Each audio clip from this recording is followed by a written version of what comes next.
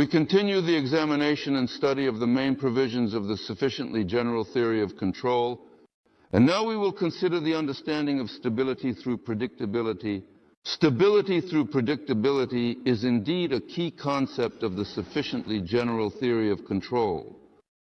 So, if we provide an exact definition, we consider the stability of the functioning of an object in terms of the predictability of its behavior to a certain extent under the influence of the external environment, internal changes, and control. That is, as I have already said, you must always keep this scheme in mind. There is a control object, there is a control subject. The subject exerts controlling informational influences on the control object, whether it is an airplane, a car, a state, a family, or something else. So, the result at the output and the result based on feedback should be evaluated by the one who controls this object. And then the question arises, what is it? This is what we will talk about now. We provided an exact definition, an understanding of stability. For what purpose? Well, for what purpose? Our official academic science considers the management of an object and the stability of the functioning of the object in this context, such as, that is, if a disturbing influence is exerted on some process, under the influence of which the process deviates from a certain mode, it goes off course. And if the system is able to return to the desired course, such a process is considered stable. An object is considered stable. And if the system cannot return to the desired course, such a system is considered unstable. And here in the drawings you can see, here the disturbing influence in red has acted. The system deviated from the desired course and returned to that desired course. And in this drawing, the disturbing influence struck the process. The process deviated and cannot return. This system is considered unstable. This is the so-called stability of Polypunov, a small deviation. And here, all our academic science says, such a system is called stable. And if we talk about Rio de Janeiro in 1992, when the leaders of all countries of the planet Earth gathered, and for the first time, the discussion was about the sustainable development of humanity on planet Earth. The conference was called On the Sustainable Development of Humanity. You will find a lot in the materials from the conference in Rio de Janeiro. There are many fertile fields, how many arid areas, how many forests, how many hungry, how many cold, how many rich. A lot of things. But there you will not find one thing. What is stability? What does stability of functioning and life of people on planet Earth consist of? Our academic science defines the understanding of stability by Polypunov as a small deviation and the ability of the system to return to the desired course. If the system returns, then such a system is stable. In the concept of public safety, we pose the question this way. Here is an airplane flying, or let's consider not an airplane, but society. Our goal is communism. And so we are flying towards a bright goal, the lamp is shining, we are flying steadily. The system deviated from the desired course. Its party government returned it to the necessary path of development, to the bright way, building a bright communist tomorrow, deviated again, returned again. We arrived, but it turned out we came to the wrong place. That is, we chose the wrong goal. Yet we were steadily moving towards the intended goal. Moreover, not for just a few decades. To a bright Marxist tomorrow. It turned out we arrived at a dead end. If we look back a little bit, let's put it this way. Jesus Christ said that a person on earth should live happily and with dignity. So for 2,000 years we have been going, yet happiness is still absent, and we do not smell of it. Moreover, Christ's teachings have been rephrased in such a way that happiness cannot exist on earth at all. Happiness is up there, in heaven, in paradise. If you, a person, a creature of God, behave well here, obey your masters, the slave owners, all power is from God, then there in a paradise you will be happy. So, what should we consider the goal? Therefore, this is generally speaking a claim to the place of God on earth. In The Master and Margarita by Mikhail Afanasyevich Bulgakov, there is a famous scene where Pontius Pilate asks Yeshua, Why do you wander or walk through the markets and confuse people with talks about some truth that you have no understanding of? What is truth? And Yeshua's answer is significant in that he replied, "It is true, Igimon, that your head hurts right now, and it hurts so much that you are contemplating death." Well, and so on. This answer is significant in that Yeshua says there is no abstract truth, just as there is no abstract good or evil that people ponder.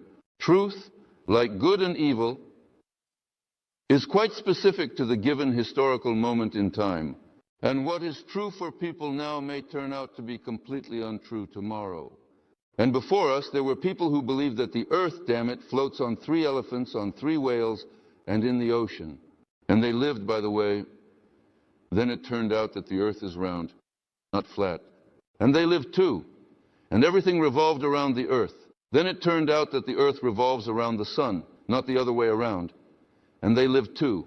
Therefore, to claim a place, to claim absolute true knowledge, is to claim a place of God.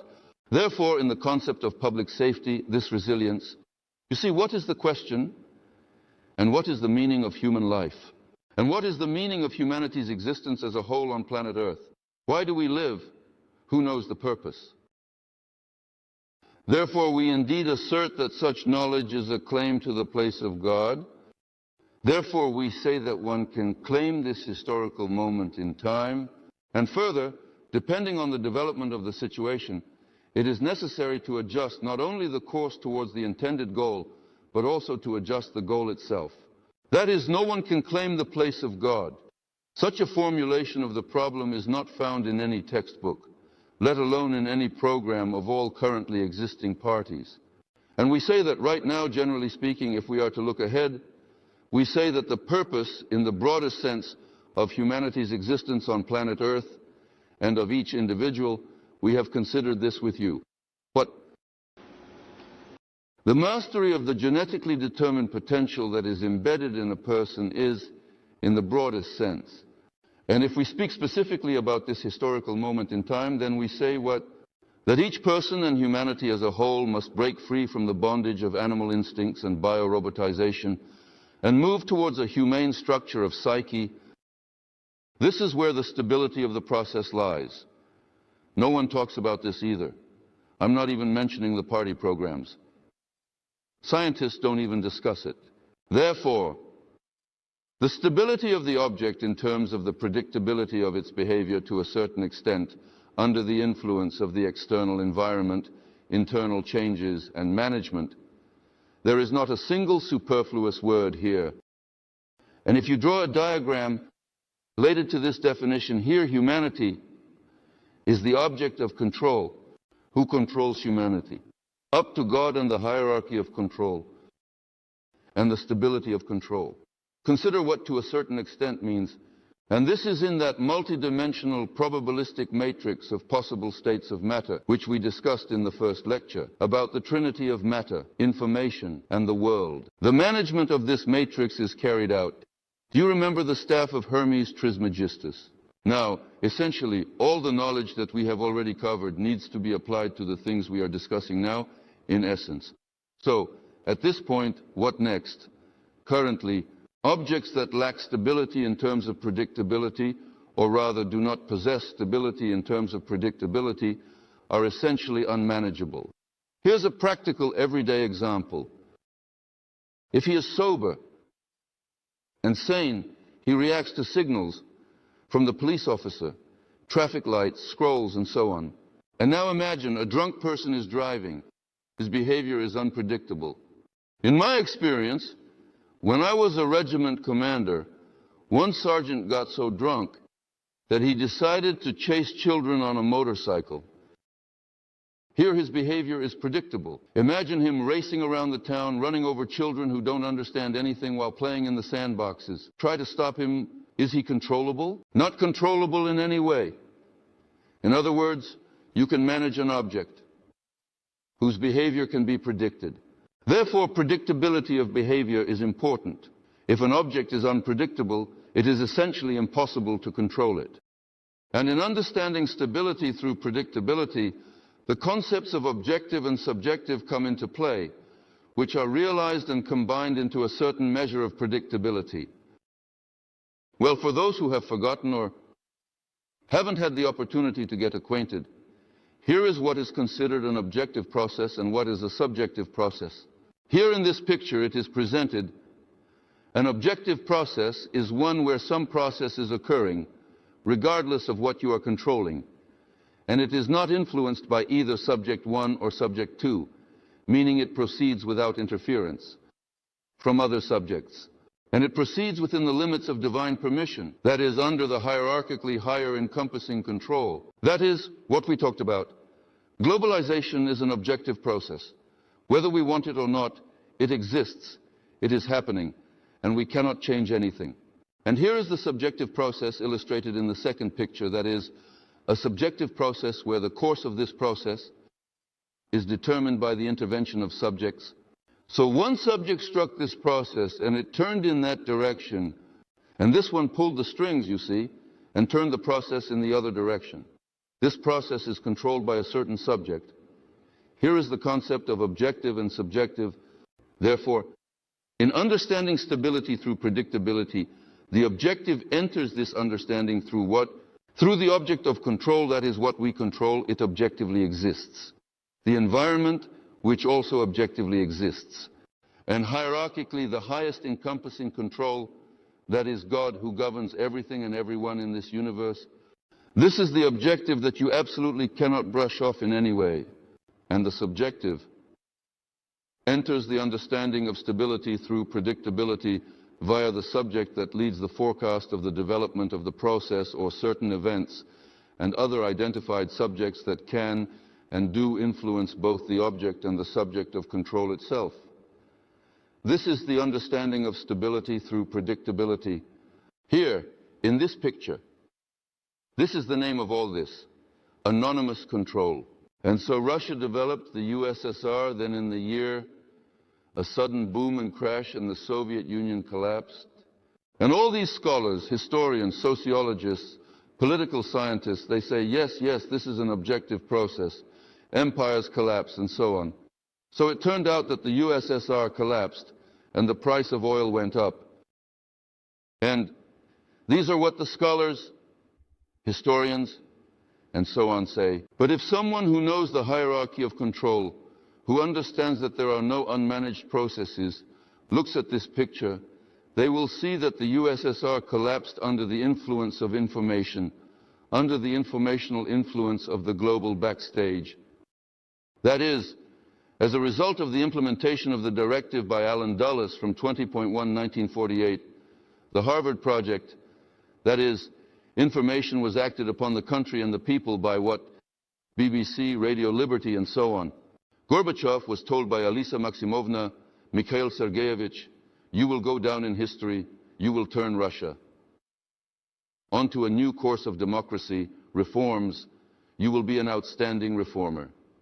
Are you going to be just another of the stagnation-era general secretaries? Come on, turn around and then we need to see. And you were only commanded by Mikhail Sergeyevich. And Raisa Maximovna, that is, he was merely a puppet in her hands. And whatever Raisa Maximovna's left heel wanted, Mikhail Sergeyevich did. Here is the hierarchy of control for you. And Raisa Maximovna, where did all this come from? Remember the leader's control scheme. That is, how these party leaders are herded. Therefore, of course, for those who do not understand either non-structural management or the hierarchy of control, the USSR collapsed. The price of oil has risen. And for those who understand all this, it is obvious that it was done purposefully. There was a specific goal of seizing our resources, making us a raw material appendage of the West, and so on, which is obvious to normal people. Here is an example for you, but for many this is an unstable process. If we talk about the same Ilya Prigozhin, the one we discussed while considering the two worldview systems, the mosaic and the kaleidoscope, if you remember, that is where the bifurcation point occurred. That is, people defunded, then boom, crack, they reached the bifurcation point and transitioned to a new informational state, a different one. That is, they deprive a person of reason, comparing a person to molecules that are, bustling in boiled water, or something. One must be able to see cause and effect relationships in management. That is, as Kazma Porutkov said, look back more often to guard against notable mistakes in the future. That is what caused this. The same Gorbachev, if we talk about him, had a thesis. The future grows out of the present. And we ask him a question, but where did the present come from? That is, the future grows out of the past. And the deeper you look into the past, the more you will see what will happen in the future. It is precisely for this reason that in the concept of public safety, the history of humanity, as we have already discussed, is considered merely a small fragment in the global evolutionary development of the biosphere of planet Earth. For what purpose? From these same positions, to guard ourselves against notable mistakes in the future. That is to see the cause and effect relationships, how events developed in the biosphere. And humanity is a part of the biosphere. And if you neglect all of this, then you do not know the cause and effect relationships. You do not know the events. Therefore, if we talk about, well, an example of how our politicians reason, here is Yuri Mikhailovich Lushkov. If you open the program His Fatherland, you will find such a phrase on the first page. To move further along the path of reforms in our country, we must understand what has happened to us over the last 10 years. Strategist Yuri Mikhailovich, and we say Yuri Mikhailovich. Where did these 10 years come from? That is, Gorbachev's perestroika. Where did Chernomyrdin come from? From Gorbachev's perestroika. And where did Gorbachev's perestroika come from? From Brezhnev's stagnation. And where did Brezhnev's stagnation emerge from? From Khrushchev's thaw, and Khrushchev's thaw, from Stalin's totalitarianism. And where did Stalin's totalitarianism come from? It came from Karl Marx, Lenin. And where did Karl Marx come from? A specter began to haunt Europe. And it went on, and they stretched their hands where? To Byzantium, to the ancient Egyptian priesthood. Everything you have already heard now. Therefore, the cause and effect relationship. Let's recall Pushkin's formula again. Conduct is not algebra. The human mind, by a common expression, is not a prophet, but a guesser. He sees the general course of things and can draw significant conclusions from it, often justified by time, but he is not given to foresee the case of a powerful instantaneous instrument of conduct. What is the general course of things? And this is the cause and effect relationship. How do they look? A subject can forecast the development of events only based on their subjective representations of objective cause and effect relationships. That is, there is some process, this process has causes, and there are conditions in which it takes place, and every process based on these causes and conditions has a consequence. Now, if exactly identical causes in identical conditions produce identical consequences, if a person understands this, such an elementary thing is included in their circle of concepts, then knowledge of all this allows for forecasting and acting meaningfully. A life example. You are sitting at a wedding. The young couple is getting married, and you observe from the height of your years, and you see the groom is reaching for the glass while the bride is looking at others. And you think, there won't be a good family here. Why? You know that if there is a cause, there is an effect, a cause and effect, and that's it. What to do in these conditions? Is it inevitable? So, if you see this, and you want to change the course of events, you must intervene in the management and exert the appropriate informational influence on the groom, well, on the future husband already, and the bride. How? You can speak directly, that is, structurally, like, what are you, an idiot there? Stop it. Or you can subtly hint, as if casually, and the person will change their attitude. This is how you can manage in an unstructured way. You can tell, for example, the bride how to manage. Here's a song, you know, from a girl. If I imagined you, become the way I want. How to do this? You can tell your fiancé, for example, Vasya, I don't like your tie. And he will say, come on, he's proud. Why are you teaching me here? But you can say, I watched a movie yesterday. There is Alain Delon. He had such a tie, meaning you didn't tell him to take off his and wear the one I like, but you influenced him in such an unstructured way that he said, yes, Alain Delon, that's an authority. So in this song, there is a deep meaning about how to shape things, meaning those who know these management methods can also solve family problems, even everyday ones. Here I told you how all this works, but can it be done? Here I took a wedding, yes, the everyday situation of the groom and bride. But can it be managed at the state level? If you see certain processes, then you can certainly predict the outcome. There can be a multitude of such examples.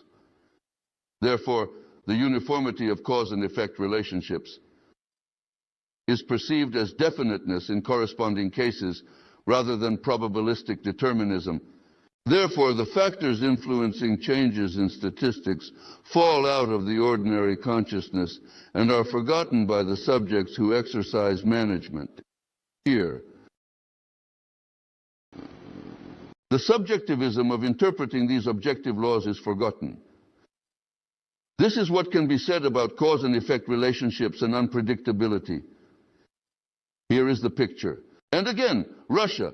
It was following some path and now bang thud along the sloping currency corridor, which means we are being lowered lower and lower, so to speak. People are getting poorer, mortality is rising, birth rates are falling, and so on.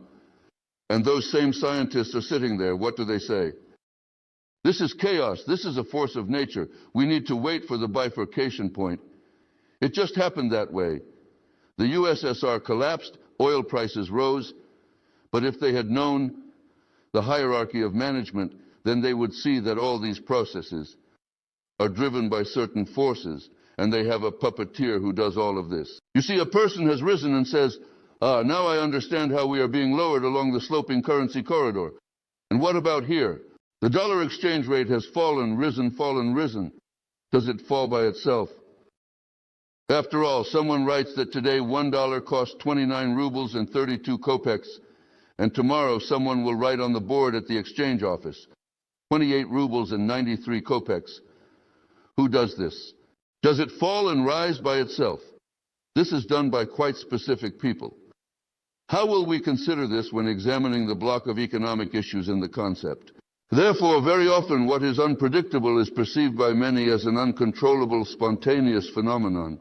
At the same time, for others who understand all of this, it is quite predictable and manageable. Therefore, again, recalling the unforgettable Kaznyov-Rudkov, do you remember what he said?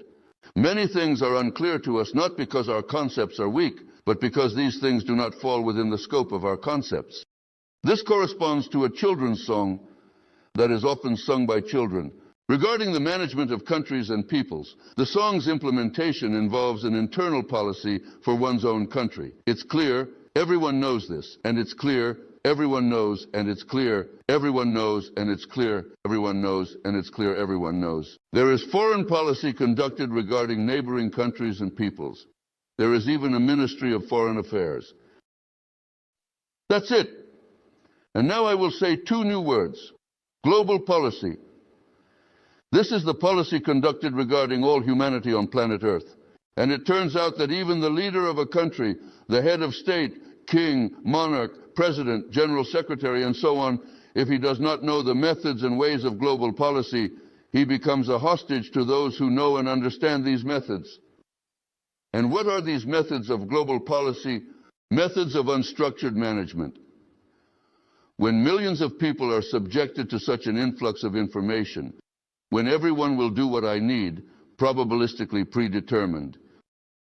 I am speaking on television through the globalizer Globe, saying that tomorrow is a very favorable day for buying and exchanging securities there. I said this, and all these fools will run. 80–90% will rush to exchange the papers. After that, we will be told on television that a financial crisis has erupted in Southeast Asia. I just took it and it erupted. That is, there are no unmanageable processes, and the credit and financial system is a powerful tool for unstructured management of countries and peoples. Who voices these things? Soros, George, Hungarian Jews. Who, so to speak, is trusted by this global mafia, voices gossip across the entire country, or rather, across all countries and peoples, and everyone says, how can it be? Soros. He said, himself he knows, and he, so to speak, deceives the suckers on a global level. That's all. That is, this is a tool of global politics. Therefore, for those who do not know this, it all seems like miracles. In fact, for those who understand this, everything becomes clear. the loss of stability and predictability. When can one lose the stability of a process? It means it can be. The reasons for these losses lie in the object itself. And here is the reason. The plane was flying, the wing fell off right. Will the plane be predictable? It will not. That is what? It spun around and fell. That is, it broke. The machine broke down in the surrounding environment. The plane is landing. Fog, wind. And it is very likely that the plane will crash. That is, it's difficult. The environment is such that one can crash. The subject that controls the object, what does the loss consist of? Generally, in many cases, it is the market. That is, a drunk and sleepy person, as we said. A drunk pilot is predictable. I have already talked about a drunk motorcyclist. Over-fatigue, changes in psyche, means all this leads to a change in the informational state of the subject, that is, their overall condition. The loss of stability can be sudden or gradual. This is not some abstraction. If it's gas, if this is it. Leaders of firms, enterprises, entrepreneurs, and indeed leaders at all levels, they must know these basics. They simply must know. They must include these things in their circle of concepts. The loss of stability can be sudden or gradual.